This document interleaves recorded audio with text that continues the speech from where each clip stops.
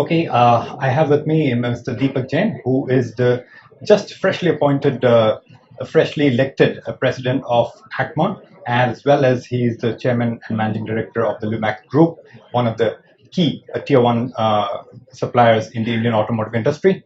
Deepak, congratulations on the new role. Thank you very much. We are about not the ideal times for the industry in terms of growth, but I think we are just about finished 1 year of slowdown, especially in the passenger vehicle market. Could you briefly tell us what's the scenario like in the component industry as of date? I think very clearly the component industry is completely aligned by our OEM players, right? And obviously, any degrowth in our OEMs directly impacts the component industry per se. So I think it's a direct correlation. I think over the last 2 days, we have had deliberations where SIAM, ACMA, they both have actually had many deliberations on the reasons of the downturn. And I think it's the What, according to you, are the top three reasons? I think we have to see it a little bit different way. Auto industry has always been a cyclical in nature. 5 to 6 years is a downturn, right? And also, I must say that this is not the first downturn. It's not going to be the last downturn. What is different is that this is actually a prolonged downturn because there has been a lot of structural changes which is happening. And when there are structural changes which are happening in the economy as well as in the industry, then the pain is a lot more. And the structural changes economy has been on demonetization, GST, there has been a liquidity crunch. And I think Axle load norms. that's industry. Yeah. So in definitely. industry, there's axle load norms, there's regulations going from BS3 to BS4. Then there's obviously, you have this whole insurance costs which have gone up. I think fundamentally, we are aligned by the government's agenda to get cleaner, safer vehicles on Indian roads. But so much change has happened so fast that there is actually a downturn happening. And in this scenario, I would say that we need to get demand back on track. What are the top 2 or 3 key things you think the government can intervene with to kind of facilitate the demand back into demand? I think first and foremost, before we just go to the government and start telling them, I think let's look what the industry has done. Right. I think the industries has pulled up all its stops in terms of discounting and giving the assurance to the customer. I must say, I'm very thankful to the government where they have actually clarified that even the new technologies and the current technologies, they don't have to compete with each other. It is actually can coexist in the same ecosystem. There's been a lot of clarity on BS4 vehicles, which has come in. I think first the industry needs to now very quickly educate the end customer so that the confusion what he had in his mind, that's gone away. Second, I think from the government point of view, and again, I'm taking learnings from the previous downturns. There had been downturns in 2008, 9, 2013, 14, as I said, it's cyclical in nature. And the government at that point of time had stepped in, intervened, and actually done excise cuts that time. So hence we have been requesting. We had a deliberation with the Honorable FM, and she was very patient and very responsive because the next 2 weeks she actually came out with the plan. She recognized that the auto industry is going through a lot of pain and it's extremely critical for the growth of the economy. So we have requested her, and I'm sure that with basically the next council meet, I hope something positive turns out. And in terms of, as you said, in line with the OE industry, I'm sure the capacity utilization has also come down significantly in the component. In average, if you take an average, what level has it come down to? And also, do you see a lot of deferment in, say, fresh investments, including at Lumax? So let me give a little bit of different analogy first. About a year ago, and I would even pull it 18 months, the industry was performing at a high double digit, right?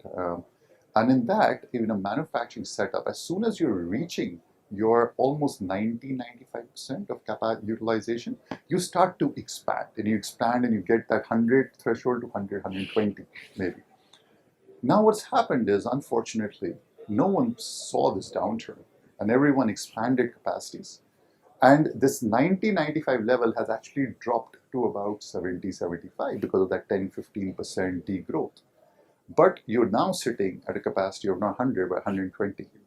So basically, the industry is getting hurt because of this additional 40%, maybe 20% we had invested and 20% downturn. So that's basically the play. Fixed costs have also gone up. And because of that, there is a lot more pain in the industry. And in terms of investment deferments? I think obviously every company, if it's sitting on a 40% utilization or 60% utilization, 40% free capacity, we will defer any investments on additional capacity expansions. First, our need is to fill up this capacity. And as I said, I think industry, government, everyone is aligned that how do we best get the demand going. This figures 15% or 14.5% growth overall for the component industry, 15% growth in 18-19 for the domestic. This year, I think it's too early to say, but obviously the industry in terms of domestically will not be on a double digit for sure. But I think it will be in a positive territory, you think? so. Only thing is definitely from a volume perspective, it's not positive. But we have to see that BS6 is coming in, and also there is a technology shift which is happening. Because of the technology shift, the value add will come. So I cannot give you a figure right now, but I'm hoping that there still would be certain buoyancy in this. It may not. I'm hoping that it will not slip into the negative numbers. In your new role, top 3 priorities for you. Well, I think given the current environment, I think as an organization, as an association, I would want ACMA to be more inclusive. I would also want ACMA to be more responsive and more engaged with all stakeholders, the Government of India, with actually also our OEMs and of course our membership. I think these are the 3 top priorities because as united we stand, we all together can come out more resilient from this downturn. Is that a united approach you'd like to, you think it would be absolutely necessary for preparing the industry for electric mobility? Because unlike the OE, in terms of preparedness and the way they see, there are a lot of fence sitters on the component industry, barring a few tier ones. I think let's look at mobility solution, future mobility. And I think in the last 2 days, if I have to take the lesson out, we are saying that let market forces decide.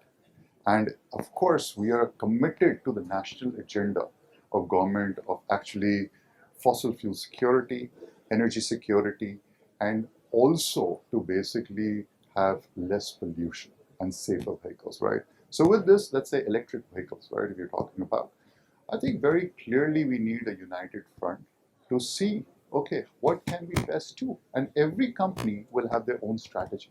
The key part is that every future mobility technologically agnostic approach is required so that eventually we lead to the same goal of safer, less polluting, cleaner vehicles. So you focus on the end, the means should be. And there are many players in the ecosystem. You know, we are living in a country as diverse in India.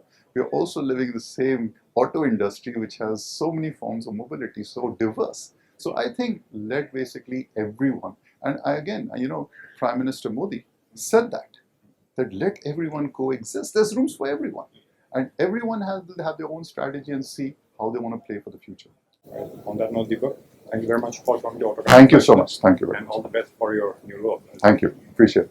There you are, Deepak Jain, the newly elected president of ACMA and the chairman of Lumax Group, basically giving us an idea about where the industry, what the current status of the industry, and the approach that should be taken to tide over this problem, which, in his words, also says part of it, at least part of it, is cyclical. On that note, thank you very much for watching this interview. Do subscribe to our YouTube channel and also visit our website www.autocar.in as well as our fortnightly magazine Autocar Professional for all developments, news of developments, as well as analysis on all developments in the Indian and the global automotive industry. Thank you very much. Goodbye.